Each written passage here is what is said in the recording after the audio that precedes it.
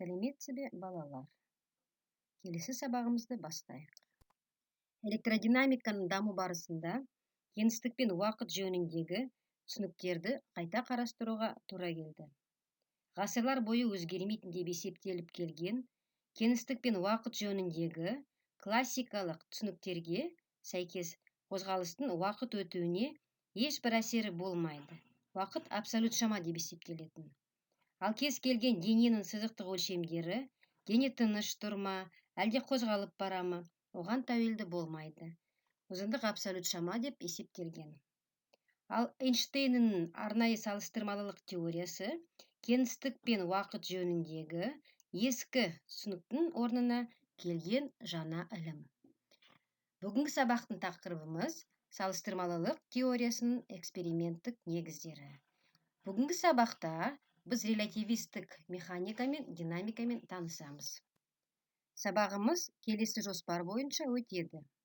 Бірінші сұрақ: салыстырмалылық теориясының постулаттары. Екінші сұрақ: салыстырмалылық теориясының постулаттарынан туындайтын негізгі салдар.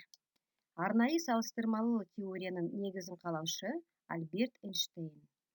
Бұл теорияның негізіне Ньютонның классикалық механикасындағы сияқты кеңістік пен уақыттың біртектілігі алынған. Сондықтан арнайы салыстырмалылық теория кеңістік пен уақыттың физикалық теориясы ретінде қаралады. Бұл теория классикалық механиканың кеңістіктің евклидтілігі және Галилей Ньютонның инерция заңы тәрізді қағидаларын өзгеріссіз қабылдайды.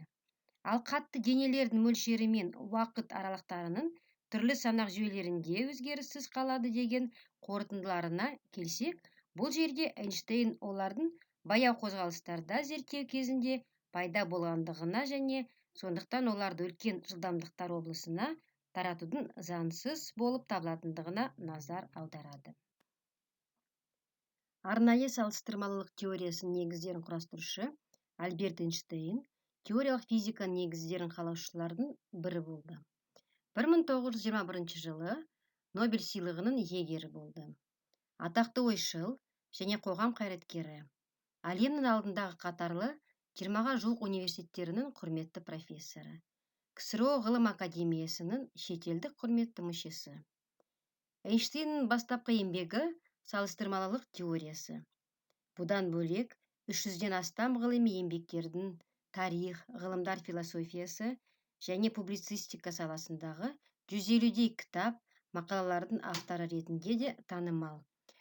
Ол бірнеше түбегейлі физикалық теорияларды жасады.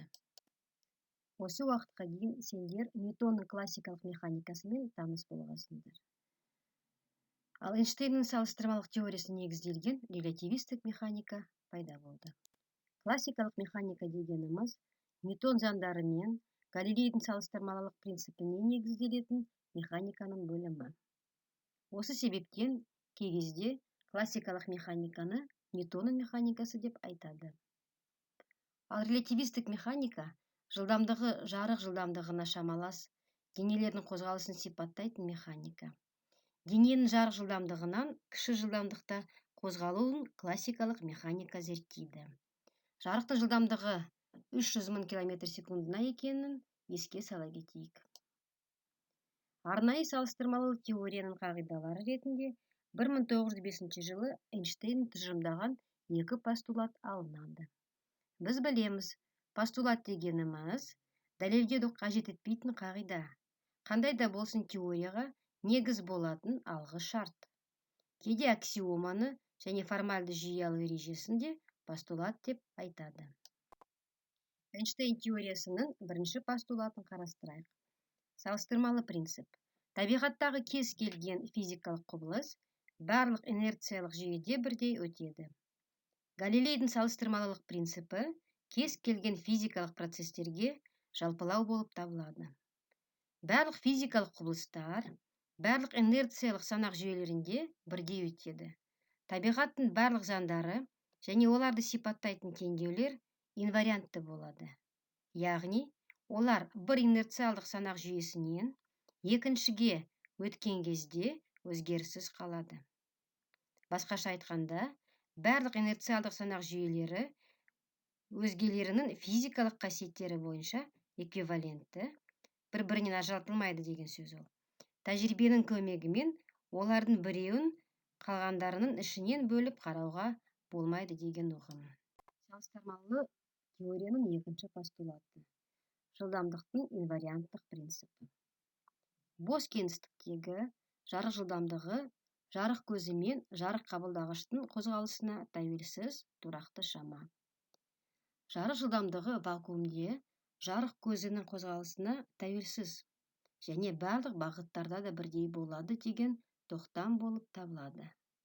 Бұл дегеніміз жарық жылдамдығы вакуумде барлық санақ жүйелерінде бірдей болады дегенді білдіреді. Сонымен жарық жылдамдығы табиғатта ерекше орын алады екен. Бір санақ жүйесінен екіншісіне өткенде өзгеріп отыратын барлық жылдамдықтарда емес, жарық жылдамдығы бостықта инвариантты шама болып табылады. Мұндай жылдамдықтың болуының кеңістік пен уақыт жайлы көзқарастарды түпкілікті өзгеретіндігін ала көреміз. Қысқаша айтқанда, балалар, Эйнштейннің бірінші постулаты салыстырмалық принципі деп аталады. Ал екінші постулаты жарық жылдамдығының тұрақтылық принципі деп аталады. Балалар, енді екінші сұраққа көшейік. Салыстырмалылық теориясының постулаттарынан туындайтын негізгі салдар. Бірінші салы. Ара қашықтықтың салыстырмалылығы. Классикалық механикада ұзындық абсолют шама деп айтылды. Бірақ дене жарық жылдамдығына жуық жылдамдықпен қозғалса, онда бізде дененің өлшемдері өзгереді екен, қысқарады екен, балалар. Егер дененің жылдамдығы жарық жылдамдығынан өте аз болса, онда формуладағы түбір астындағы мән есептелмейді. Екінші салым қарастырайық. Уақыт аралықтарының салыстырмалылығы. Егіздер эффектісін қарастырайық. Егер егіздің бірі ғарышқа жарық жылдамдығына жуық жылдамдықпен аттанса, біреусі жерде қалады. Біраздан кейін осы егіздің бірі ғарыштан қайтып келеді.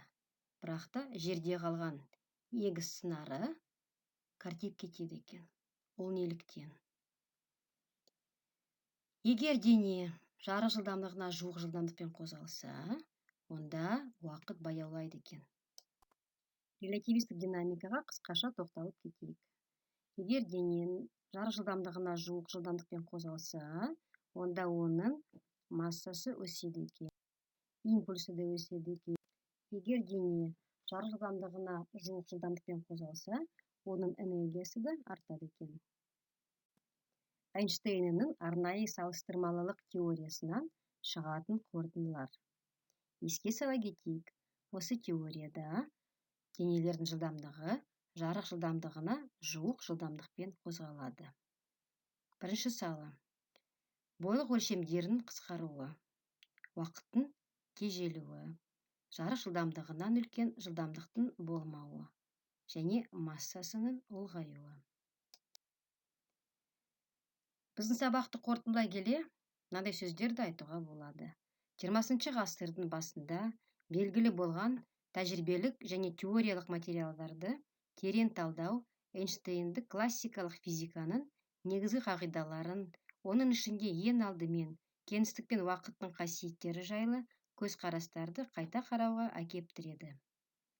Осының нәтижесінде ол классикалық физиканың логикалық аяқтамасы болып табылатын арнаулы салыстырмалылық теориясын жасады.